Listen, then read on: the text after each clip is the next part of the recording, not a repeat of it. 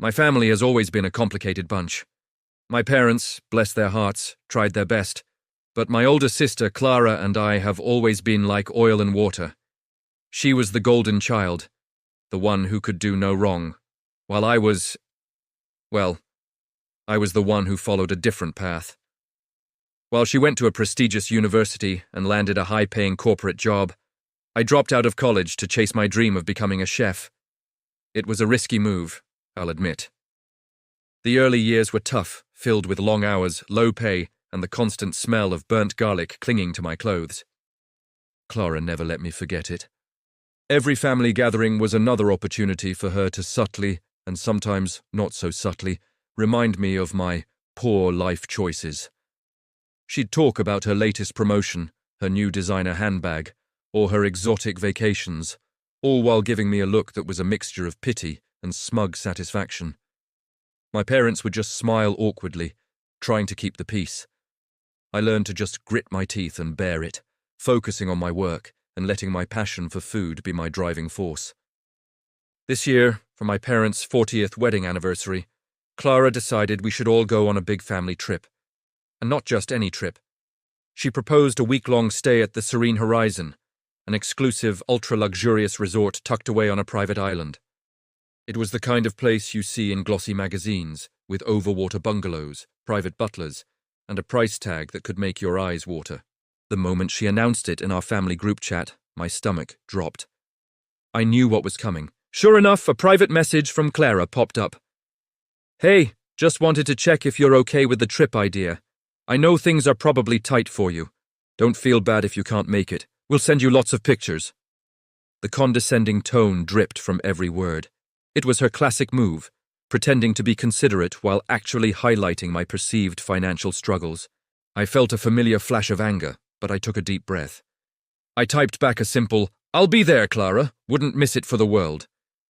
She replied with a single skeptical, "Okay." I could almost hear the disbelief in her text. For the next few months, she'd drop little reminders about the cost. "Just a heads up, the deposit is due next week. It's a bit steep." Or, "Are you sure you've budgeted for this? The spa treatments alone are a fortune." Each message was a little jab, a little test. I just kept my responses short and polite, quietly making my own arrangements. What Clara didn't know, what no one in my family knew, was that my life had changed dramatically over the past few years. After years of grinding it out in other people's kitchens, I had taken a massive leap of faith. I poured all my savings, every last penny, into a unique restaurant concept. It was a huge gamble, but my bet paid off. Big time. My restaurant became an overnight sensation, earning rave reviews and a Michelin star within 2 years. From there I expanded, opening a small chain of boutique eateries. I wasn't just a chef anymore, I was a restaurateur, and a very successful one at that. But I never talked about it with my family. I was tired of everything being a competition with Clara. I just wanted my work to speak for itself, and I didn't need her approval. My biggest and most secret project, however, was the Serene Horizon. It was my passion project, the culmination of all my dreams. I had bought the island a few years ago and meticulously designed every single aspect of the resort, from the architecture to the farm-to-table dining experience, which was, of course, curated by me. It was my baby, my sanctuary. And now, my family was about to vacation there, completely oblivious. The irony was almost too perfect. The day of the trip arrived. I met my family at the private airfield, where a chartered seaplane was waiting. Clara, dressed head to toe in designer travel wear, gave my simple jeans and t-shirt a once-over. "Trying to save money on the travel outfit, little brother?" "Smart." She chuckled. My parents just looked thrilled to have us all together. The flight was beautiful, soaring over turquoise waters and lush green islands. As we approached the Serene Horizon, I could see my mom's face light up.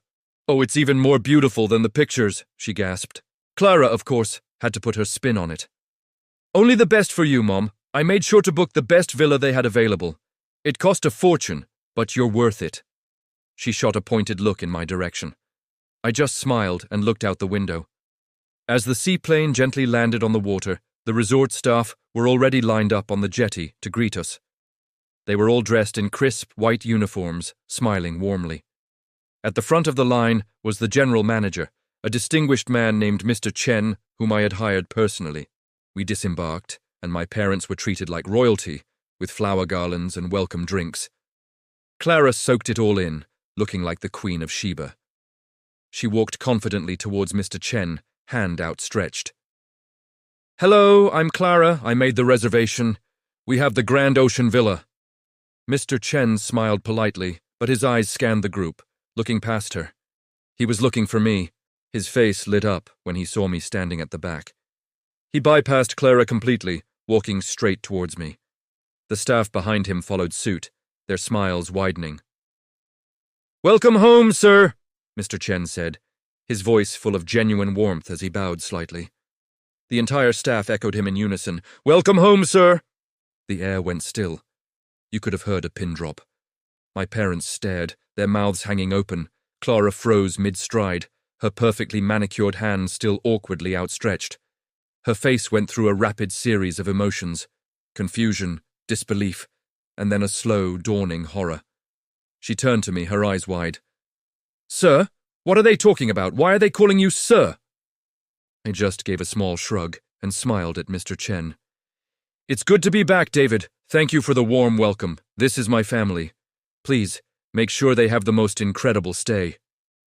David Chen nodded. "Of course, sir. Everything is prepared as you instructed.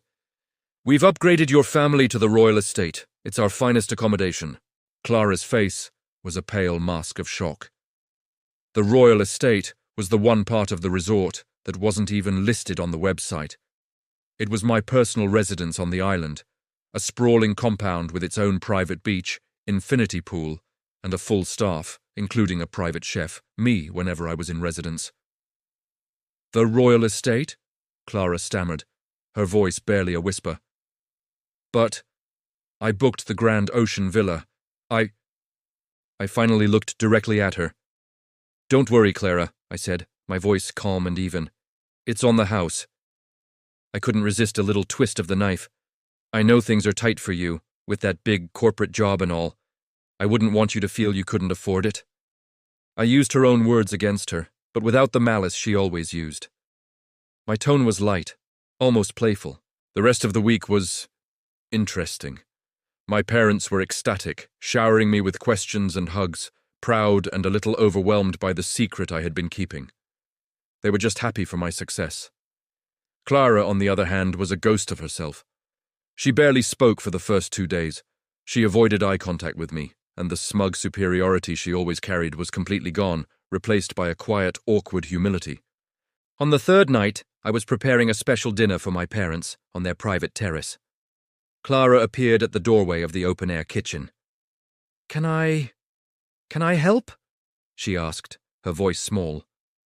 I was surprised, but I nodded and handed her some vegetables to chop. We worked in silence for a few minutes before she finally spoke. "I'm sorry," she said, not looking at me. "I've been awful to you, for years. I guess I was jealous." I stopped what I was doing. "Jealous? Of what? I was the broke chef living in a tiny apartment." She finally looked up, her eyes glistening. "You were brave. You left a safe path to do something you loved. I never did. I did what was expected of me, and I thought if I had more money, more things, it would mean I had won. But you were happy, truly happy, and I resented you for it. It was the most honest thing she had ever said to me." In that moment, the years of rivalry and bitterness just melted away. I saw her not as my arrogant older sister, but as someone who was also just trying to find her way. I walked over and gave her a hug. "It's okay, Clara, we're family." The trip wasn't about rubbing my success in her face. It was about celebrating our parents and, unexpectedly, it became a chance for my sister and me to finally understand each other. It turned out that the best thing my secret resort gave me wasn't the luxury or the money, but a chance to finally reconnect with my family. Thank you for watching.